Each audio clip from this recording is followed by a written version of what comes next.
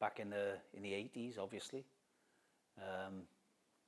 On a few occasions, we trained in the same gyms. One was his gym in Stowell. Where was it, Tone? I believe it was Scamps, top of Scamps, which is a night disco. And I was unfortunate that night, as the heavyweight that was going to turn up and spar with David didn't turn up. So they asked whether I would go in and just do a bit of distance work with him, which I did. And he promised he wouldn't hit me, but he did. He dropped me with a body shot. So that was one of the memories of Dave. Thank you, Dave. So how talented was David? Well, as heavyweights go, he wasn't really a heavyweight. I would say cruiserweight. A cruiserweight, he would have probably gone a lot further than what he did. Instead of just getting to the British, he probably would have ended up round the European world title. Look at David Hay. Look what he done. But he couldn't step up to heavyweight, really. How big of an achievement would you say what David achieved, given the divisions when he started? What would he have achieved? Yeah, or what would you say, like, how big an achievement was it? for him, Given he was a cruiser.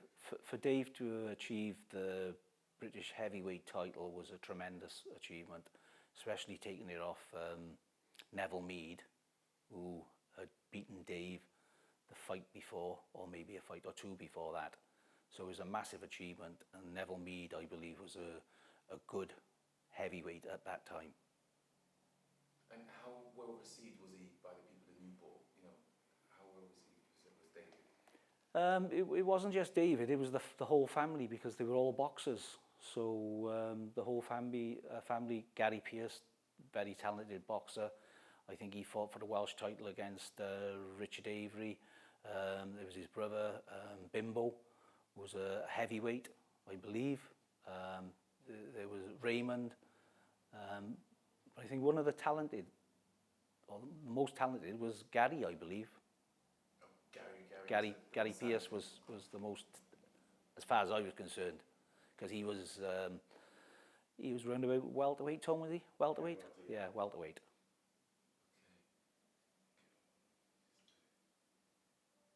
So how did his death affect the boxing community?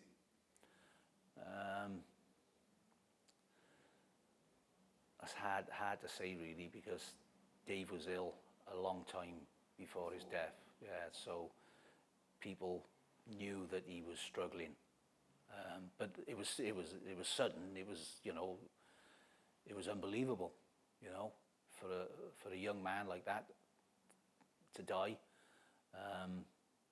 under the circumstances.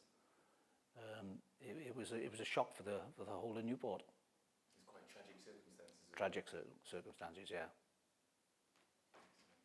And just on that point, I've heard a lot about boxers ducking the fights with David Pearce. Tell us a bit more about that. Yeah, but back in the day, I run a couple of trips on Dave's shows. One springs to mind was a trip to London, the Albert Hall. He was fighting Gordon Ferris from Ireland for the British title. I don't know whether it's a British title or Eliminator. I think it was Eliminator for the British title. And I sold 2 coach loads, and we all went up. And of course, I had the money, the ticket money, for that particular fight that I had to pay in. So we were all down in the changing rooms in the Albert Hall, and they're like dungeons.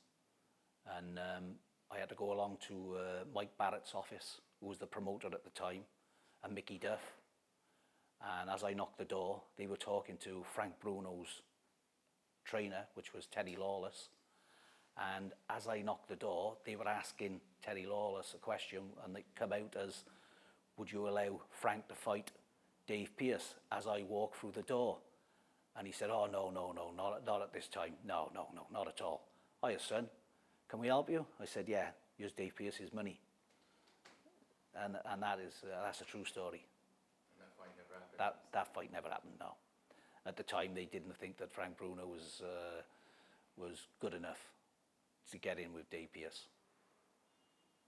So what does the statue and the unveiling of the statue mean to Newport?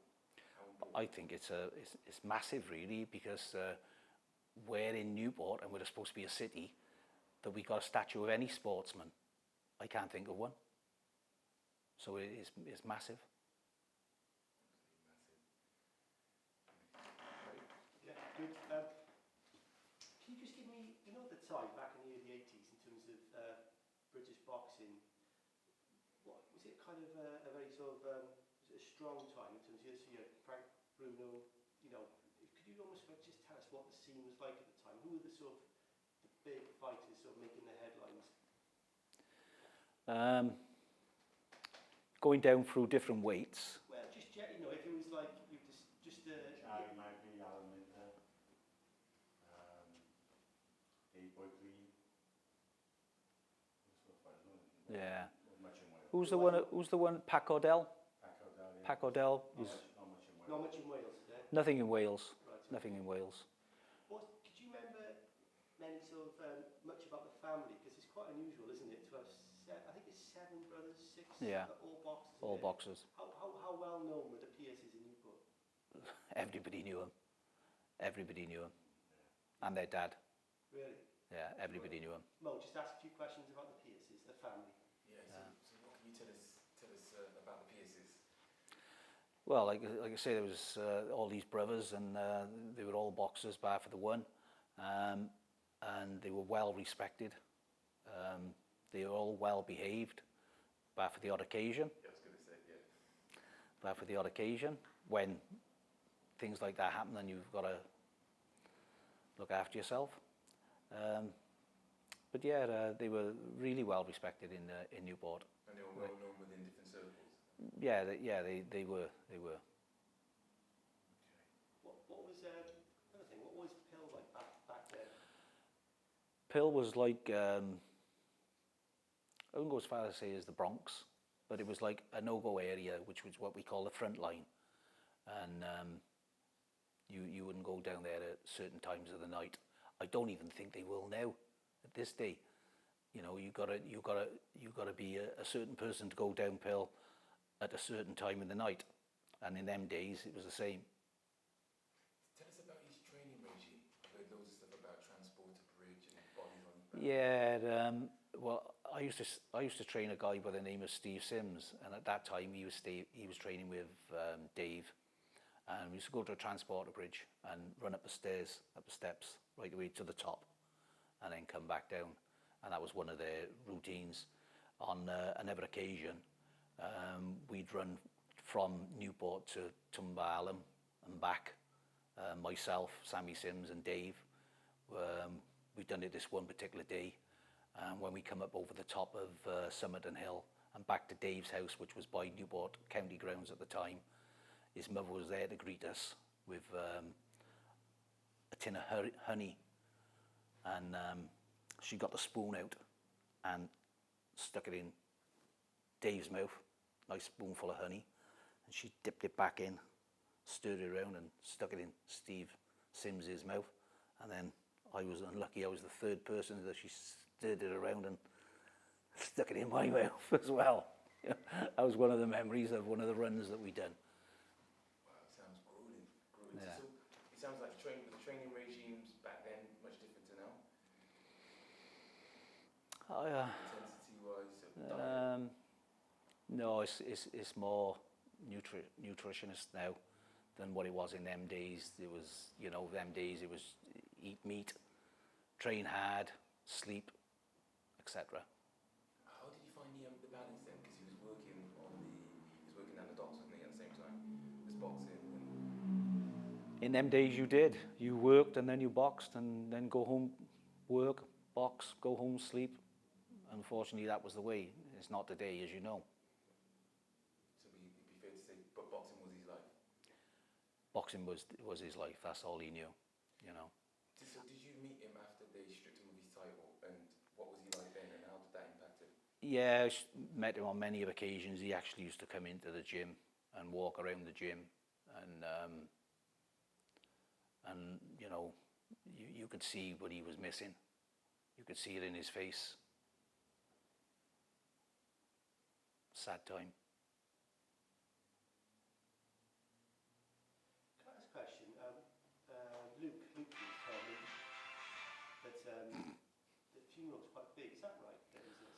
Oh, it's huge. Well, Huge. just ask about that because I think that we might have footage of that. Yeah.